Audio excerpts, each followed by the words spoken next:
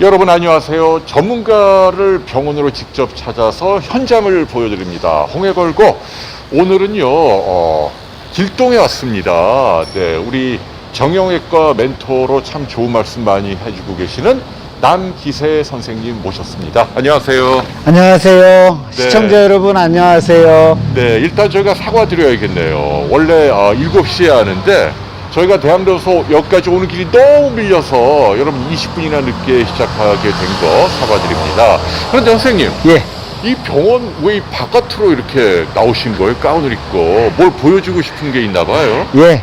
네. 요즘에 코로나가 참 문제지 않습니까? 아하. 그래서 코로나 사태 이후에 어떻게 하면 환자분들한테 그거를 최소한의 감염을 안 일으키게 할 수 아하. 있는 방법이 없나 했는데 네. 나라에서 안심병원이라는 거를 오. 하면 네. 그러한 지정을 해주겠다 하시더라고요. 아하. 그래서 저희가 병실은 없지만 아하. 입구에 잠깐 뒤에 있으면 보이시는지 모르겠는데 이게 지금 이 파란 천막이 예, 이게 지금 좀 허접해 보이지만 네. 이곳에서 열을 재고 병력을 책정하고 그래서 오. 혹시 코로나에 의심이 되는지 체크를 하고요. 아하. 코로나 이 의심이 될 경우에는 꼭 정확한 검사를 하고 병원으로 올라오도록 입구에서 먼저 이 선별을 하고 있습니다. 네. 그래서 다행히 나라에서 그 기준에 맞췄다 그래서 이 안심병원 A라고 타이틀을 주셔서 조금이라도 환자분들이 안심하고 올 수 오. 있도록 이렇게 애쓰고 있습니다. 아, 잘하셨네요. 감사합니다. 아무튼 그럼 여긴 그래도 병원이니까 많이 오시잖아요. 예. 근데 이런 지정을 받고 운영을 하시면 훨씬 더 좀 안심이 되고 맞습니다. 믿음이 가는데요. 예. 예, 굉장히 잘하신 것 같아요. 네. 예. 예, 국가에서 지정받은 국민안심병원으로 운영을 하고 있네요. 과연 남기세 병원은 어떤 모습인지 함께 보겠습니다. 걸어 올라가야죠. 예, 이쪽으로 걸어 올라가시죠. 이쪽으로 가보겠습니다. 자, 선생님 이제 병원 오픈하신 지는 얼마나 되신 거죠? 이제 6년 돼 갑니다. 네. 그래서 아하. 나름대로 어느 정도 좀 자리를 잡았고요. 네. 그동안에 우리 홍 박사님이 많은 도움을 주셔서 네. 비욘드 채널 덕분에 아하. 환자분들이 많이 증가하고 있습니다. 이쪽 잠깐 좀 보실 수 있으시겠습니까? 오, 야, 여기 이쪽으로 예, 한번 예. 와보세요. 이 뭐예요? 선생님 병원의 의사분들이네요. 예, 저희 병원에 저를 도와서 같이 병원을 운영하고 계시는 선생님들이십니다. 저희 병원은 크게 관절센터, 척추센터 그 두 곳을 지원해주는 선생님들이 계시고요. 네. 총 10명의 전문의가 근무하고 있고요. 야. 왼쪽에 3분이 척추 전문 의사고 네. 오른쪽에 3분이 관절 전문 의사. 관절이라 하면 그러면 우리 무릎, 어깨, 발, 손 다 이걸 포함하고요. 네. 제가 제일 중요시 여기는 분이 요 배윤경 왜 원장님이신데 그렇습니까? 마취 통증과 선생님이시고요. 네. 요즘 척추나 관절을 수술 안 하고 가능하면 안전하게 비수술로 치료한다 해서 비수술 센터장이시고요. 아하. 그 다음 또 매우 중요하게 여기신 분이 이분이신데 네. 가정의학과 선생님이십니다. 저희 같은 경우는 결국 척추관절은 노화 때문에 오는 거라 항노화 치료가 제일 중요하다 생각하고 있고요. 어허. 결국에는 비만이 있는 경우는 이런 이 관절 무리가 가더라고요. 그래서 네. 이런 게 무리 가지 않도록 다이어트 클리닉도 운영하고 있습니다. 그리고 네. 방사선과 선생님, 마취를 도와주는 박민경 원장님이 많이 도와주고 계십니다. 야, 10분이나 전문의 선생님이 계시는구나. 와, 대단합니다. 자, 그래서 여기가 근데 위치가 선생님 어디죠? 정확하게? 여기는 어딘가요? 그 길동 사거리라고 그러는데요. 네. 대표적인 건물이 세무서가 있는 빌딩이 있고요. 그리고 지하철역으로 따지면 강동역이라는 데서 내려서 네. 2번 출구 나오셔서 남쪽으로 한 300m 정도 조금 많이 걷죠. 그 정도 내려온 곳에 있습니다. 그러네요. 자, 6년 되셨고. 예. 자, 그러니까 정형외과하고 척추, 그 다음에 또 무릎을 비롯한 관절 관절, 질환을 예. 치료하고 계시는 맞습니다. 국민안심병원이기도 하고요. 예. 자, 이제 어떻게 올라가 볼까요? 여기 몇 층을 쓰시죠? 현재 총 11개 층을 쓰고 있고요. 네. 어떻게 계단으로 올라갈까요? 3층까지요? 예, 계단으로 이제 예. 왜냐하면 조금 힘드시더라도. 네네. 아이고. 네. 제가 박사님 모시고 계단으로 오르자는 데는 이유가 있습니다. 결국에 나이가 들면 네. 근육이 자꾸 빠져서 운동 기능이 떨어지게 돼 있고요. 네. 그 운동 기능이 떨어지는 것 중에 가장 피부로 와닿는 근육이 허벅지 근육입니다. 아, 그래서 허벅지 근육을 키우는데 네. 제일 좋은 게 계단 오르기라 가능하면 내가 움직일 수 있다. 네. 그러면 올라가자 이러고 여기는 2층이고요. 네. 하나 더 올라가겠습니다. 올라가요. 죄송합니다. 네. 아이고. 그러니까 이 병원에 2층, 3층, 그리고 4층 이렇게 쓰나요? 예. 우선은 3층에서 환자들이 제일 먼저 진료를 하고요. 네. 비수술 치료, 주사 치료, 내과 치료 이런 거는 2층에서. 그리고 4층은 검사실이 있고요. 5층은 물리 운동 재활 치료가 있습니다. 와, 그리고- 5층까지 쓰시는구나. 그리고 수술장은 지하 1층, 네. 그리고 병실은 6, 7, 8, 9층. 네. 여기가 이제 외래 환자가 처음 접수하는 3층이네요. 맞습니다. 예. 이쪽으로 보시겠어요? 예. 오우, 야. 아이고. 굉장히 넓네요. 예. 지금은 이제 진료가 끝났어요. 예, 예. 어. 대개 요 한 개층이 한 100평 정도 되고 있고요. 네. 환자분이 오시면 제일 먼저 진료 접수를 하시고 이쪽에서 순번을 받으신 다음에 허리가 아프신 분이나 목이 아프신 분은 저쪽에서 주로 진료를 받고요. 네. 그리고 무릎, 어깨, 발이 아픈 분은 이쪽에 관절센터에서 진료를 받고 있습니다. 네. 자, 선생님, 이제 그러면 저에게 좀 앉아서 예, 예. 척추나 정형외과 관련된 이쪽으로 오시겠습니까? 들어갈게요. 네. 자, 요- 여기가 제가 진료하는 진료실입니다. 예. 그러네요. 예. 네. 아, 근데 여기 뭐 이렇게 유명 인사들이 많아요? 이게 다 공개해도 되는 분들이죠. 뭐 하여튼 조금 조심스럽긴 한데요. 네. 이런저런 이유로 저보고 예, 좀 좋은 분들 많이 치료해 주세요 해서 오셨던 분들이고요. 야, 이봉주, 예. 또 김동현, 야, 박성현, 골프 선생님도 좋아하시니까 골프 선수도 많고. 예, 예. 야, 송가연 씨도. 기억하시는지 모르겠는데 예. 하여튼 여러분들이 그래도 남기세 병원 잘 되라 하시고 또 어허. 조언도 해주고 조언도 받고 그러시고 계십니다. 네. 자, 선생님 좀 이제 앉아서 예. 좀 나누죠. 네. 박사님 어떻게 선생님 여기 예. 네. 자, 저기 앉으시고 예. 제가. 네. 여기가 이제 선생님이 이렇게 오붓하게 진료하는 공간이네요. 예. 근데 이제 환자분이 안 계시고 그렇기 때문에 이제 마스크를 벗도록 하겠습니다. 네. 깨끗한데요, 병원이요? 선생님? 아이고 하여튼 예. 6년이 돼서 많이 좀 누추해질까봐 어. 최선을 다해서 좀 보강하고 있고요. 예, 여기 그럼, 무슨 예. 뭐 모형도 있고, 예. 환자분들 설명하느라고 좀 예. 많이 사용하고 이거 있습니다. 뭐예요? 이것도 무슨 아, 뭐가, 예. 이것도 좀, 이 도구부터 좀 설명을, 이게 왜 우선 지장이 있습니까? 저기 허리가 아플 때 예전에는 약 먹고 물리치료하고 그래도 안 되면 수술합시다. 이게 보편적이었는데 약 10년 전부터 가능하면 수술 말고 비수술 중에 좀 더 효과 있는 게 없냐 해서 신경성형술이라고 가느다란 카테터를 염증이 있는 물질에 닿아서 닦아주고 씻어주는 방법입니다. 요즘에 많이 시행되고 있는 시술인데 네. 조심해야 될 게 이거 역시 과잉으로 하는 분들이 있어서 이걸로 고칠 때가 있고 수술로 고칠 때가 있고 주사로 고칠 때가 있어서 그거를 차이점을 설명할 때 많이 사용하고 있습니다. 네. 이거 명칭은 뭐예요? 그럼 이거 명칭은? 정확하게 신경성형술이라는 시술을 하는데 사용되는 카테터라고 합니다.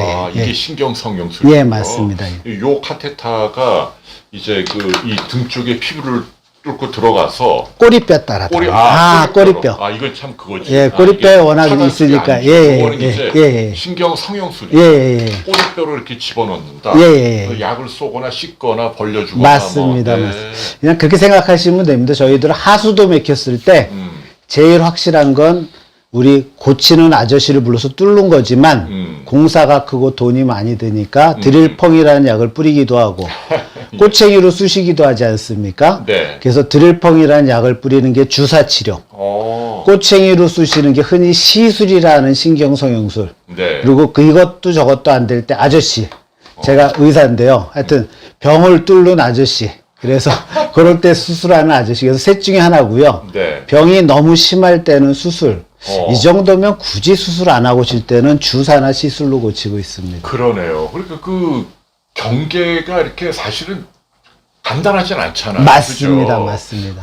그래서 많은 분들이 이거 어떻게 해야 돼요? 허리는 아픈데 뭐가 이렇게 MRI 뭐 나와 있다 하는데 뭘 해야 돼요? 수술해야 돼요? 뭐 비수술 가운데도 이걸 해야 돼, 저걸 해야 되고 선생님이 제일 중시하는 원칙은 뭔가요? 가장 중요한 거는 째지 않고 할 수 있나를 먼저 보는 거고요. 째지 않고 하는 방법 중에 약, 물리치료, 주사, 시술이 있는데 이게 결국 비용 대비 효과거든요. 야, 이거는 이분이 하기에 효과 볼 확률이 몇 %나 될까? 결국에는 치료하는 시술자의 경험과 기술에 따라 달라지는데요. 그래서 이거는 가능성이 없어 보인다. 그러면 좀 더 큰 거, 좀 더 큰 거. 그래서 네. 어떤 분께는 수술을 권하고 어떤 분께는 주사를 권하고 결국에는 환자의 증상, 체력 상태, 병의 정도, 제 능력에 따라서 달라지는 겁니다. 네. 그런데 의학적인 어떤 기준은 없나요? 경제적인 거, 뭐 환자의 뭐 성격이라든지 예, 뭐 예. 다 감안을 해야 합니다만은. 예, 환자분들이 항상 물어보시는데요. 저는 디스크 몇 단계입니까? 이렇게 물어보시는데 안타깝게 이건 틀린 얘기입니다. 디스크나 협착증 이런 흔한 노화성 척추질환은 가능하면 칼대지 않고 어떤 상태든 예를 들어서 아무리 협착증이 심해도 아프지 않아. 그러면 즐겁게 그냥 사시면 됩니다.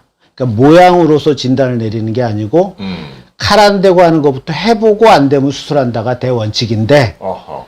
수술을 꼭 해야 되는 경우는 있습니다. 마비가 될 때, 하루가 지옥처럼 아플 때, 아니면 비수술을 충분히 했는데도 보통 2-3달을 보는데요. 그래도 아플 때는 수술 받으셔야 합니다. 그러게요. 네. 꼭 수술을 또 절대 하면 안 된다 이렇게 주장하는 건 또 잘못된 거죠. 예, 필요한 맞습니다. 분들은 받아야 한다. 그 역시 환자분들이 많이 얘기하시는데요. 인터넷 보니까 수술하면 다 망가지고 절대 하면 허리가 뻗쩡허리 된다는데 이런 경우도 있는데 저희가 수술을 결정할 때는 이 환자가 수술을 안 받았을 때 분명히 더 나빠질 거다라는 판단이 있을 때 권하는 거거든요. 그래서 안 받는 경우는 점차 신경이 말라가고 죽어가서 나중엔 되려 수술보다 더 큰 위험성 손해를 볼 수 있는 경우도 있습니다. 그래서 꼭 의사가 수술을 권할 때 만일에 못 믿겠다 그러면 다른 의사 2-3명한테 확인해서도 다 수술을 권한다. 그때는 수술을 받으셔야 될 상황이 이렇게 생각하셔야 됩니다. 그러네요. 네. 자, 질문이 한 분 들어왔는데 신경 성형술은 아픈가요?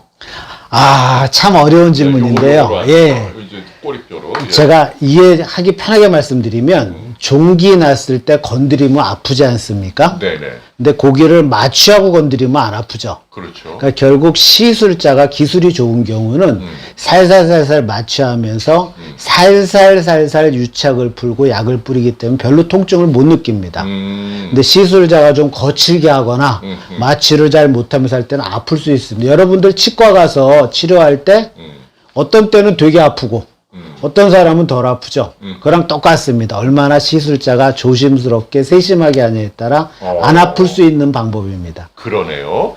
근데 이제 제가 궁금한 거는 이런 비수술요법이 또 여러 가지가 있는데 맞습니다. 지금 보여주신 이걸로 하는 신경 성형술 그 다음에 그냥 바로 이렇게 주사로 찔러서 뭐 주사 치료 하는 있죠. 예. 그 주사 치료라고도 하고 또 일반인들에게는 또 신경 그 차단술. 차단술이라고 예, 하고. 맞습니다. 예.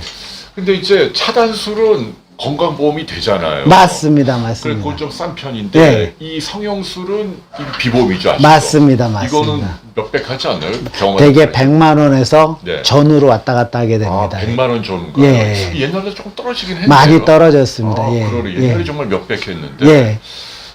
그러면은 두 가지 가운데 뭐 어떻게 적용을 하나요, 선생님? 대개 그 신경 차단술은 과학적으로 많이 입증이 된 방법이라 나라에서 의료보험 적용을 해주고 있고요. 신경 성형술은 아직까지 입증이 주사 치료만큼은 안 돼 있는 상태입니다. 그래서 의사들이 항상 고민을 합니다. 왜? 신경 차단술과 신경 성형술 할 때 신경 성형술이 분명히 효과는 더 좋습니다. 아, 그래요? 예. 환자가 받는. 예, 그리고 재발 확률도 분명히 적습니다. 왜냐하면 경험 있는 시술자 할 때는 병변까지 확실히 가서 확실히 유착을 풀어주고 약을 골고루 뿌려주니까요. 우리 하수도 뚫을 때 그냥 물 뿌리는 것과 꼬챙이로 뚫어놓고 뚫리는 건 차이가 있지 않습니까? 근데 가격이 10배 정도 이상 차이가 나니까 결국 환자하고 상의를 할 수뿐이 없습니다. 환자가 나 돈도 중요하지만 결과가 더 중요해. 그렇고 주사로 안 돼. 그때는 신경성형술을 권하는 거고요. 나 돈 이런 것도 매우 중요해. 할 때는 안타깝게 못 권하기도 하지만 최근에는 실손보험이라는 게 드신 분들이 생각보다 많습니다. 그분들은 제가 아는 바로는 전 국민의 60%인가 70%거든요. 그분들은 실손보험이 적용이 되기 때문에 부담이 한 10만 원, 20만 원으로 확 내려가게 됩니다. 본인이 예. 네. 그래서 요즘 저 같은 경우는 정확하게 효과, 비용을 설명드리면 대부분 주사치료 두세 번 하다 아프면 수술로 바로 넘어가시는 분보다는 신경성형술을 한번 해보고 안 되면 수술하겠다. 이런 경우가 더 많습니다. 그러면 이게 이제 실손이 되면 부담이 좀 적은 편인데 네. 효과는 선생님 보시기엔 이게 좀 더 좋습니다. 주사만 찌르는 주사치료 또는 신경차단술보다 나은 것 같다. 예, 좀 더 낫습니다. 네. 예. 그런데 그러면 이거는 그 전체 디스크 환자의 몇 프로 정도에게 적용을 한 제 경험상 보면요. 네. 한 20명에 한 분 정도가 수술을 하는 것 같고요. 20명에. 20명에 한 분, 한 네. 10분에 한 분 정도가 주사를 맞는 것 같고, 네. 한 2배? 그러니까 10분에 한 2-3분 정도가 딴 데서 다 주사, 대개 동네 의원급에서 주사 치료를 많이 하거든요. 그분들이 저한테 올 때는 주사는 이제 안 돼요. 그래서 시술은 그보다 좀 더 많은 한 10명에 2분, 3분 정도 되는 것 같습니다. 예. 비율이. 왜냐하면 저희 병원은 좀 좀 자랑을 하는 것처럼 됐는데, 네. 동네, 그러니까 가까운 데서 다 주사 치료 이미 맞아보고 3-4번. 네. 와서 또 주사 맞읍시다 그러면, 싫어요. 수술하고 싶어요. 또는 좀 더 효과 좋은 비수술 방법이 없습니까? 이런 식으로 오시기 때문에 그래서 시술 퍼센티가 조금 더 올라가는 것 같습니다. 네. 그러니까 이제 주사 치료라는 건 여기다 바로 찌르는 거고. 맞습니다. 그다음에 신경상술은 꼬리뼈를 이렇게 넣는 거고 도관을. 예, 그래서 네. 병변까지 가는 거죠. 네. 예. 근데 이런 차이가 있다는 예. 거. 자, 지금 질문이 많은데 선생님 이 병원 이름이 재밌어요. 네. 조남을 땄네요. 하여튼 제 이름이 할아버지께서 네. 그 당시에 국회의원이 이기세라는 국회의원이 있었는데 네네. 돌림자가 기자니까 너도 나중에 성공해라 해서 남기세라고 져주셨고요. 어허. 그 놀림 덕분에 환자분께서 혹시 돈을 남기려고 남기세 병원이라고 짓지 않았냐 예. 하고 오해를 받기도 하는데 절대 그건 아니고요. 제 이름을 걸고 최선을 다해서 치료하겠다. 그래서 남기세 병원으로 이름을 졌습니다. 절대 네. 돈을 남기려고 남기세 병원 아닙니다. 예. 근데 딱 기억하기 쉽겠어요. 예. 재밌어요, 다행히 잘 병원이. 기억해 주십니다. 예. 근데 선생님 실제 성함이 그렇잖아요. 예. 네. 엘리베이터에서 다들 놀라십니다. 진짜 이름이 남기세네 하고 놀라는 경우가 그러니까 많습니다. 말이에요. 우리 선생님은 이제 제 의과대학의 학번으로 좀 1년 선배시고 저희 집사람하고 동기죠. 맞습니다. 네. 그리고 예전에 이제 TV 프로그램을 인연으로 맞습니다. 알게 됐고 저희 비원들을 꾸준히 지금 도와주고 계세요. 늘 감사하고 지금 여기 6년이요? 8년이요? 6년 됐습니다. 6년 동안 이 지역사회뿐 아니라 이제 선생님 자랑하셨습니다만 전국에서도 좀 어려운 케이스의 환자들이 많이 온다. 지금 그 얘기네요. 예. 최근 들어서 98세 할아버님, 아이고. 95세 할머님 이런 분들이 저한테 어떻게 알고 오셨는데요. 지금도 기억나는 95세 할머님이신데 네. 대학병원에서 위험하니까 그냥 사세요 했는데 어떻게 듣고 제 기억에 비욘드 유튜브를 보신 것 같으세요. 그래요? 정정하셔서 네. 나 죽어도 좋으니까 무조건 고쳐줘 하고 자제분들 다 데리고 오셔서 앞에서 손으로 글씨 써가면서 해서 수술 받고 3주 만에 가신 분이 계십니다. 야. 제일 기억에 남는 분이고요. 그 연세에도. 예. 그때 그 눈빛을 보니까 이거는 90 몇 세 어르신이 아니라 진짜 한 60, 70대 어르신의 눈빛이었거든요. 그래서 해드려야겠다. 제 최선을 다해서 했는데 제일 감명 깊게 느꼈던 거는 끝나고 나서 V자. 이제 끝났다 집에 간다 하시는 걸 보면서 이제는 90세라고 그냥 사세할 세상은 아니다. 한 120세까지 산다고 우리 수명을 보고 치료 목표를 세워야 되는 세상이 됐구나 하고 깜짝 놀랐던 기억이 있습니다. 왜냐면 안 아파야 되고 또 그렇죠. 걸어야 되고 그러니까. 맞습니다. 예. 네. 자, 선생님 내시경 수술에 대해서 알려주세요, JM님이. 예. 이 척추에 또 내시경 수술이라는 게 있잖아요. 예. 요즘 간단하게 좀 설명해 주십시오. 예전에는 맨눈으로 째고 했었고요. 제가 레지던트 한참 배울 때는 째니까 많이 쨘다. 현미경으로 확대해서 보고 하자. 현미경 수술이 됐고 최근 10년 전부터 내시경 수술이라고 째지 말고 구멍 뚫어 수술하자. 우리 어깨 무릎도 요즘 째고 수술하는 경우가 없거든요. 어허. 그래서 구멍 뚫어서 척추를 수술하는 거를 내시경 디스크 제거술, 내시경 협착증 확장술 그렇게 얘기하고 있습니다. 하지만 이 치료 방법은 현미경으로 하는 것과 속은 똑같습니다. 단 피부 근육을 다다를 때까지 째지 않기 때문에 조직 손상이 적은 장점이 있습니다. 하지만 모든 거에는 단점도 있지 않습니까? 의사가 이 내시경이 익숙할 때까지는 아무래도 시간이 많이 필요하기 때문에 숙련된 의사가 꼭 해야 되고요. 함부로 받았다간 째고 한 것보다 더 큰 합병증이 될 수 있고 아무래도 째고 하는 것보다는 수술 시간이 좀 더 긴 단점이 있습니다. 그래서 꼭 이 환자는 째고 하는 게 더 빠르고 좋을지 내시경으로 하는 게 빠르고 좋을지 합병증 가능성은 어떤지 다 비교해서 내시경이 좋겠다 하면 내시경으로 하는 거고 현미경이 좋겠다 하면 현미경으로 하고 맨눈으로 빨리 째고 하는 게 좋다면 맨눈으로 하고 뭐가 좋다가 아니라 요즘 추세가 덜 째는 쪽이라 내시경이라는 옵션이 하나 더 생겼다 이렇게 생각하시면 됩니다. 저도 디스크 수술 받았습니다만은 옛날에 받으면 요만큼 이렇게 맞습니다. 넓고 하잖아요. 예. 대개 한 10cm 정도. 그러게요. 예. 근데 그럼 지금 말씀하신 내시경은 그런 흉터는 안 생긴다. 내시경은 관 2개 들어가기 때문에요. 흉터 1.5cm짜리 2개 구멍이 생기는 겁니다. 그래서 아무래도 근육 손상이 적기 때문에 저희가 수술 후 제일 문제가 되는 게 근육이 약해지는 거거든요.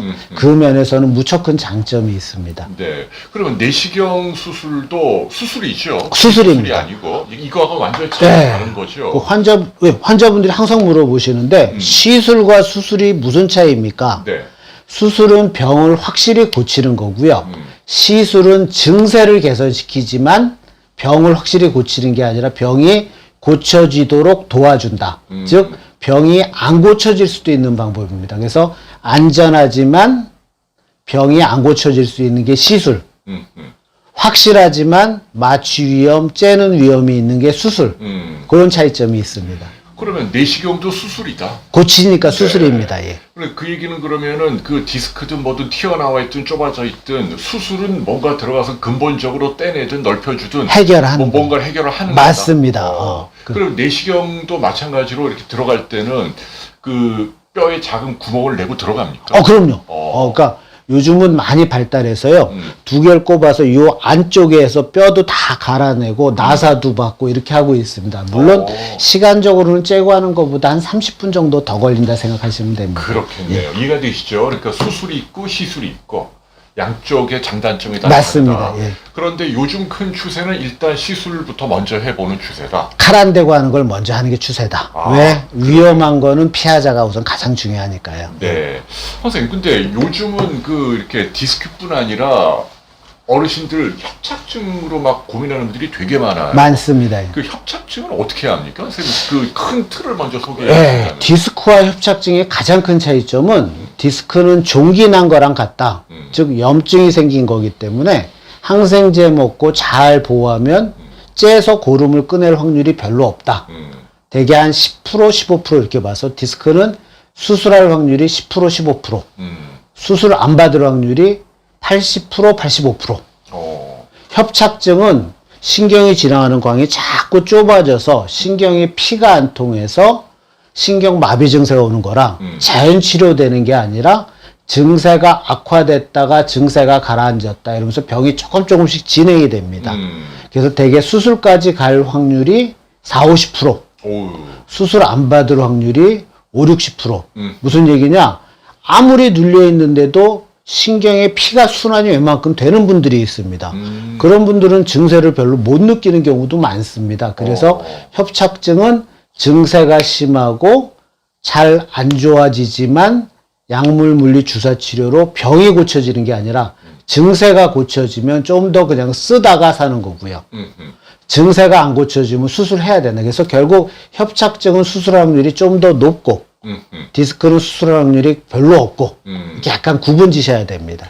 그리고 디스크는 좀 젊은 사람들에게 맞습니다. 협착증이 예. 나이 든 분들에게. 맞습니다. 근데 의사 입장에서 예. 치료의 난이도는 그래도 협착증이 더 어려운 거죠. 예. 수술이든 뭐든. 디스크는 뭐 조금 경험 없는 의사가 하더라도 대개 결과가 아주 좋아서요. 뭐 누구나 할 수 있다라는 표현은 좀 안 맞지만 그냥 초보자들한테 잘 이렇게 좀 하기 쉬운 수술. 협착증은 범위가 어떠냐에 따라 틀린데 이게 대개 다발성으로 오는 경우가 많거든요. 여러 그래서 마디에서. 아무래도 수술이 좀 더 커질 가능성이 높고 특히 목이나 등 쪽 협착증은 좀만 잘못 떼어내다 보면 잘못하면 마비가 옵니다. 그래서 목등 협착증은 특히 고난이도 수술, 허리는 한 중난이도 수술 이렇게 생각하시면 됩니다. 네. 그 협착증 수술은 제가 이제 의과대학 다닐 때만 해도 굉장히 규모가 큰 수술이고 막 떼서 뼈도 붙여주고. 맞습니다. 요즘은 수술 기법이 많이 좀 예, 좋아졌다면서요? 달라졌습니다. 예전에는 장비가 크고 MRI라는 게 없던 시절이었었거든요. 그래서 정확하게 어느 가시뼈를 잘라내야 빨리 좋아질지에 대한 개념이 없으니까 의심되는 걸 다 드러내고 쇠를 박는다가 옛날의 개념이었다면 요즘은 MRI를 이용해서 정확하게 요 가시뼈가 문제다 하면 그 가시뼈만 잘라내는 겁니다. 그러니까 수술이 되게 간단해졌습니다. 하지만 재발 확률은 역시 올라가죠. 그래서 제일 중요한 거는 간단히 고치지만 재발 확률이 올라가기 때문에 살 빼고 운동하세요. 이런 재활 치료가 엄청 강조되고 있습니다. 그래서 옛날보다 좀 더 섬세하게 정확하게 치료한다. 그리고 재활 쪽에 엄청 의사들이 투자를 한다 이렇게 생각하시면 됩니다. 네. 그러면 이제 언제 협착증 좀 여쭤볼게요. 예. 언제 수술을 하고 예. 언제 수술 안 하고 좀 약물이나 이렇게 뭐 버티고 기준이 뭔가요? 되게 교과서적으로는 네. 3개월 정도 비수술 치료, 약, 물리, 주사, 시술을 했는데도 내가 원하는 생활을 하기 어려울 때 실제 제가 저희 어머님을 2번 수술했는데요. 아, 그래요? 예, 7순 초반하고 7순 후반에 2마디를 수술하게 됐는데 어머님이 친구들을 못 쫓아다니십니다. 여행을 못 가고 자꾸 걷는데 제한이 오니까 그러니까 자꾸 집에 계시고 서 있으면 아프니까 앉아 계시게 되고 그러다 보니까 혈압 당뇨가 자꾸 나빠지고 우울증 생기고 그래서 결국에 그 사람이 원하는 행동을 할 수 있으면 굳이 서둘러 수술할 필요 없지만 3개월이 됐는데도 내가 원하는 활동 뭐 예를 들어 등산을 하거나 여행을 하는데 어렵다. 그때는 수술적 치료를 받아야 된다. 이렇게 생각하실 맞습니다. 한 3개월 정도. 예, 보통 기다리는 게 3개월입니다. 네. 그러면 그 협착증 수술 이제 하면은 한 입원 기간은 어느 정도 됩니까? 아, 그게 협착증 정도에 틀린데요. 네. 따라 틀린데 보통 한두 마디 협착증 갖고 이게 나사 고정까지 필요 없는 데는 2박 3일. 그래요? 예. 만일에 나사못 고정까지 필요할 때는 일주일 정도 입원이 필요하고요. 고정 기간이라고 하죠. 복대 착용 기간은 나사 안 박으면 보통 한 달, 나사 박으면 2~3달. 하지만 그 복대 고정 기간에도 일상생활을 할 수 있습니다. 하지만 스포츠는 못한다 생각하면 되고요. 옛날에 막 3달 입원해서 속고 고정하고 이러는 시대는 이미 옛날 치료 방법입니다. 그러니까 옛날에 비하면 많이 간단해졌습니다. 좋아지겠네요. 예. 근데 그러면 그 어떤 분들은 좀 그 수술 받을 때까지 최대한 버텨라 뭐 이런 얘기도 하는데 그 말은 옳은 거예요? 선생님 보시기엔 아니라고. 그건 틀린 얘기입니다. 네. 버티는 게 내가 하고 싶은 일을 못하면서 버티는 건 절대 안 됩니다. 왜? 그만큼 신경이 많이 눌려서 피가 안 통한다는 얘기니까 네. 신경이 손상받고 있다는 얘기거든요. 그건 안 좋은 거고요. 아무리 협착증이 싶어도 내가 하고 싶은 일을 할 수 있어. 그때는 버텨도 됩니다. 그만큼 신경이 손상을 안 받는다는 얘기고요. 결국 사진은 진단이고 이게 얼마나 나한테 불편함을 주느냐, 증세가 얼마나 힘드냐, 오래가냐가 키포인트입니다. 네. 그 질문이 좀 많은데 예. 좀 짧게 1분씩만. 예, 예. 아킬레스건 부착 부위에 뼈가시가 자라서 통증이 있다. 예. 충격파로 자란 뼈가시가 떨어지면 그냥 놔둬도 되나요? 아니면 제거해야 되나요? 이 네. 아킬레스건 부위에 석회화건염이라는 게 생길 수도 있는데요. 그래요? 네. 되게 그런 거는 주사 치료 이런 걸로 통증 조절하고 스트레칭을 해서 이 아킬레스건을 조금 끊어지지 않도록 관리하면 됩니다. 네. 장동배 님이 디스크 수술한 지 3주 됐는데 수술 전 없던 증상들이 생겼다. 양쪽 종아리가 찌릿하고 불타는 것 같고 발목 아래쪽 저리다. 이게 이럴 수가 있나요? 그럴 수 있습니다. 예. 수술하고 난 다음에. 예. 수술 직후에 의사들이 진통제 주고 여러 가지 소염제를 많이 쓰기 때문에 통증을 잘 못 느끼다가 퇴원 후 대개 1, 2주 뒤에 퇴원하거든요. 활동을 하면 신경이 다시 붓고 염증이 생기면서 통증이 새로 생기기도 합니다. 하지만 만일에 마비만 없다면 굳이 서둘러 다시 뭐 MRI 찍을 필요는 없고 대개 신경치료라고 주사 맞으면 염증이 가라앉고 다시 좋아지거든요. 그래서 우선 수술한 의사랑 잠깐 상의를 다시 한번 하는 게 좋을 것 같습니다. 네, 인생은 미완성님, 척추 외상으로 신경인성 방광이 왔다. 회음부 반이 아픈데 좋아질 수 있나요? 8개월 정도 지났다는데요. 지금 회음부면 척수신경이 어느 정도 손상당하신 거고요. 그게 좋아질 수는 있지만 안 좋아질 수도 있습니다. 그래요? 그래서 저희들이 그럴 때는 여러 신경치료를 하기도 하고 재활치료를 하면서 돌아오길 기대하고요.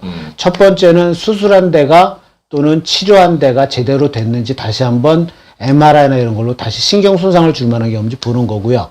두 번째는 신경을 조금이라도 재생시키기 위해서 여러 가지 비타민이나 약을 써야 되고 재활치료를 받으셔야 됩니다.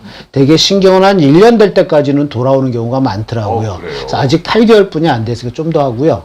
최후에 아직 연구 단계인데 요즘 척수신경 줄기세포 치료에서 연구하는 경우도 종종 있습니다. 제가 알기로 아산병원 신경외과 교수님이 옛날에 한 2년인가 3년 전에 발표하신 걸로 알거든요. 네. 한번 척수신경 손상에 대해서 한번 상의하셔야 될 것 같습니다. 이분은 조금 좀 난이도가 높은 예. 것 같아요. 네. 자, 강정아님이 왼쪽 무릎을 다치거나 넘어지지 않았는데도 3주 정도 계속 아프다. 다치거나 넘어지지 않았는데도 왼쪽 무릎이 아프시대요. 3주 동안. 걷기만 하면 아프대요. 가만히 서 있으면 안 아픈데. 그래서 진통 소염제를 일주일 동안 먹었는데 계속 아프다. 어떻게 해야 되는지. 우선 연세가 궁금하고요. 그러네요. 만일에 젊으시다면 연골연화증이나 그 반월상 연골 파열 이런 걸 생각해야 되고 연세가 한 50대 좀 넘어갔다 그러면 퇴행성 관절염, 뭐 그다음에 뭐 그 주위에 있는 점액낭염, 건초염 이런 걸 생각해야 되는데 어쨌든 통증이 단순 통증이라면 1, 2주면 좋아지거든요. 네. 근데 1, 2주 이상 된 통증이다. 그때는 전문의 진찰을 꼭 받으셔야 합니다. 네, 딸기 80님이 어머니가 허리 디스크가 터졌대요, 수액이. 그런데 이런 경우는 수술밖에 방법이 없나요? 터지면. 아닙니다. 터진 디스크가 되려 잘 좋아집니다. 그러니까 터진 디스크와 안 터진 디스크의 특성이 있는데 터진 디스크는 심하게 아프고 마비올 확률이 높지만 좋아질 확률도 높습니다. 그래서 현재 마비가 없고 통증이 조절 가능하다. 그럼 비수술로 한 대개 6주면 좋아지고요. 네. 안 터진 디스크는 통증이 정도가 터진 것보다 덜하고 그렇지만 되려 잘 안 좋아지는 경향이 있습니다. 우리 종기 터지면 잘 좋아지잖아요. 네. 그래서 터졌다고 수술이 아니라 터졌지만 마비가 없고 통증이 조절된다면 비수술로 해서 좋아질 가능성이 더 높다. 이게 맞습니다. 네. 이분은 아마 이 병원에 오신 분 같은데 서 선생이라는 분인데요. 수술하고 입원하는 동안 따뜻하고 세심하게 간호해 주신 육병동 간호사. 아이고, 고맙습니다. 네, 인간미 짱인 병동 주치 우종윤 선생님. 아이고, 고맙습니다. 남기세 원장님. 진짜 감사합니다. 네. 진심으로 감사드립니다. 네. 자, 오늘 선생님이 저 얘기를 많이 나누는데 시간이 이제 많이 가고 있습니다. 자, 선생님 병원의 경쟁력, 자랑이라면 뭘 얘기하시겠습니까? 남기세 병원의 자랑. 네. 제가 이 병원을 만들게 된 가장 큰 이유는요. 대학병원에 가보시면 뭐 진료, 검사 예약하면서 일주일 뒤에 와라, 한 달 뒤에 와라. 우선 너무 힘듭니다. 그리고 의사끼리 코옥이 잘 안 되는 경우, 예를 들어서 정형외과 갔다 다음에 마취과 가고 방사선과 가려면 일주일 뒤, 2주 뒤, 한 달 뒤. 그 불편함을 해소하고자 만들었고요. 동네 의원에 가면 검사 장비가 부족해서 의료인이 인원이 부족해서 치료를 잘 못 받는 경우가 많더라고요. 그래서 저희 전문 병원은 그 틈새, 대학병원 수준의 의료 수준, 그리고 개인 병원 수준의 접근성, 이거를 꼭 중요하게 생각하고요. 그래서 가능하면 당일 진료 받고 검사하고 치료받을 수 있다는 거.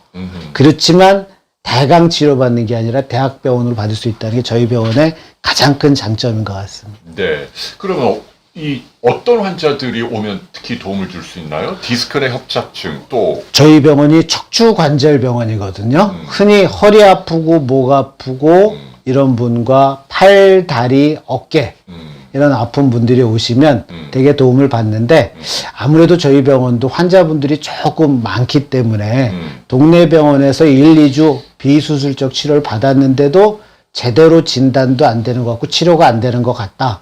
그런 분들한테 저희가 제일 적합한 병원이라 생각됩니다. 그러네요. 일단 1차 예, 예. 병원에서 걸러진 예, 예. 더 안 좋아지는 분들이 예. 오시면 도움을 줄 수 있을 예, 것 같다. 네.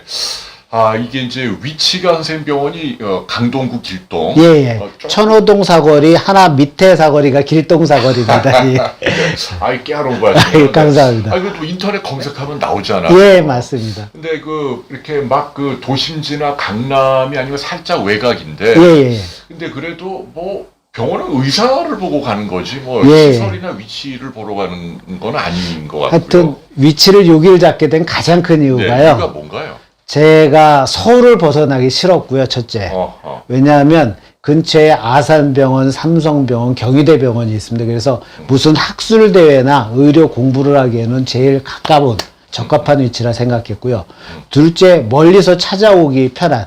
제 고향이 서산하고 당진인데요. 그분들이 끊임없이 쫓아오시는데 그분이 외곽순환도로 타고 들어오시면 생각보다 별로 안 멉니다. 그래서 예를 들어서 강원도 어디 전국에서도 요 위치면 찾아오기가 그래도 괜찮은 위치였어요. 네. 그래서 요 정도 위치에 다행히 좋은 건물이 나와서 이곳에 병원을 하게 됐습니다. 알겠습니다. 자, 이제 시간이 이제 다 됐습니다. 8시에 또 수면의학회 선생님들, 교수님들이 여러 분 오시니까 늦춰서 하기가 좀 죄송해서 여기서 마무리해야 할 것 같아요. 여기까지 자, 끝으로 선생님의 포부, 앞으로 이제 나는 이 병원을 이렇게 운영하겠다. 저는 제일 중요한 게 다친 아픈 환자가 적절히 빨리 치료받아야 된다고 생각하거든요. 여러분도 대학병원 응급실에 가보시면 알겠지만 돗대기 시장 같고 누워있고 의사 만나기도 힘들고 그래서 요거를 조금 더 발전시켜서 24시간 팔다리 허리 아픈 환자는 언제든지 믿고 가면 그 즉시 전문의를 만나고 잘 치료받을 수 있는 병원 요거를 만드는 게 제 포부입니다. 그러면 제가 의사가 된 그 뜻을 이룰 수 있고 제 아들도 그거를 받아서 이거를 운영할 수 있지 않을까 싶어서요. 하여튼 끝까지 그런 좋은 병원이 되도록 최선을 다하겠습니다. 아드님이 의사세요? 이제 의대 들어가가지고 이제 예과생입니다. 그렇게 자랑을 하시네요. 네. 아무튼 너무 좋은 말씀 잘 들었고 남기세병원 승승장구하시고 또 좋은 진료 많이 하시고 틈나는 대로 저희 비욘드에 오셔서 10분이나 되시니까 이 척추관절 라이브 방송 좀 잘 부탁드릴게요. 항상 고맙고요. 네. 저도 비욘드 계속 발전하시라 기원하겠습니다. 저도 고맙습니다, 선생님. 감사합니다. 네, 지금까지 남기세병원의 남기세 선생님과 함께했습니다. 안녕히 계십시오. 안녕히 계세요. 선생님 너무 고마워요. 잘하셨어요.